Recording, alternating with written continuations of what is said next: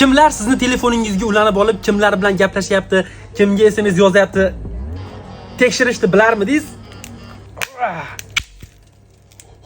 Begona insonlar sizni telefoningizga ulanib olib, sizni kuzatib turgan bo'lishi mumkin. Qanday qilib buni tekshirsa bo'ladi? Men sizlarga hozir o'rgataman. Bitta videoga like bosib, shu videoga podpiska bosib qo'ysanglar, shunaqa foydali videolar o'tkazib yurmaysizlar. Like, podpiska sizdan, xizmat qilish bizdan. Bosdik. Buni qanday tekshiramiz? Qaranglar, yulduzcha rishotka 21 rishotka qilamiz va chaqiruv tugmasini bosamiz. Chaqiruv tugmasini bossak bizga ko'rsatadi.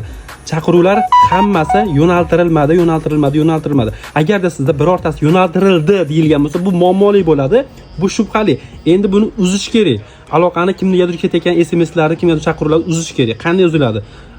Rishotka 002 rishotka qilinadi va chaqiruv tugmasini bossangiz barcha chaqiruvlar uzatilishi hammadan cheklanadi, olib tashlanadi va sizga kelayotgan huquqlar faqat o'zingizga keladi.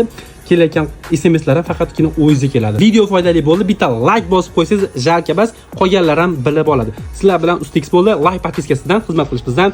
Bosdik.